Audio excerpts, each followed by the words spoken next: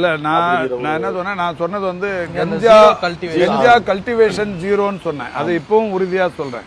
ஒரு சிலர் வந்து இப்போ நேற்று கூட ஆதவ அர்ஜுனா வந்து அறிவு கட்டவன் மாசுன்னு பேசினாருன்னு சொன்னாங்க.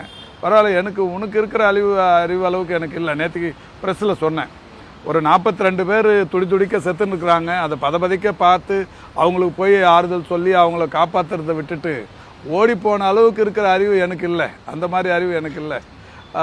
எனக்கு இருக்கிற அறிவுக்கு சொன்னது உண்மைதான் அப்படின்னு நேற்றுக்கு சொன்னேன்.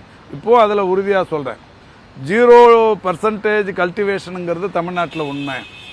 ஆந்திராவில் வந்து ஒரு 600 ஏக்கரில் பயிரிட்ட கஞ்சாவையே இங்கே இருக்கிற நம்ம ஏடிஜிபி தகவல் சொல்லி அதை அழிக்க வச்சார். இன்றைக்கும் நான் சொல்கிறேன், இப்போ சொல்கிற ஆதவ அர்ஜுனா மாதிரி ஆளுங்க இல்லை இதில் விமர்சனம் பண்ணுற தோழர்கள், தமிழ்நாட்டில் இந்த இடத்துல கஞ்சா பயிரிடுதுன்னா சொல்லுங்க, நடவடிக்கை எடுக்கலன்னா. இப்போ எடப்பாடி பழனிசாமி ஸ்டான்லி மருத்துவமனை இல்ல ஸ்டான்லி மருத்துவமனையில் அதுக்கு பயிரிட்டது இல்லை. ஏதோ அங்கே வந்திருக்கிறது, அதை உடனடியாக ஒரு செடி அங்கே எப்படியோ விளைஞ்சிருக்கு. அது எப்படி யாராவது விளைய வச்சு வந்ததா, தானாக வந்ததா, இல்லை அங்கே யாராவது சமூக விரோதிகள் அவங்க பயன்படுத்தி அதை விட்டுட்டு போனதா, அது வந்து இது இல்லை.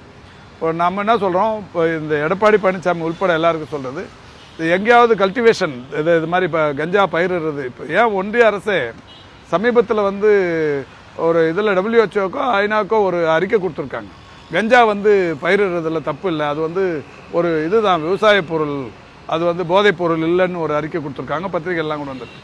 அதுக்கெல்லாம் கூட நான் போகல. கஞ்சா வந்து ஒரு நாசம் விளைவிக்கிற ஒரு ஐட்டம். அது வந்து தமிழ்நாட்டில் எங்கே இருக்குங்கிறத தெரிஞ்சவங்க சொன்னால் நடவடிக்கை எடுப்பாங்க.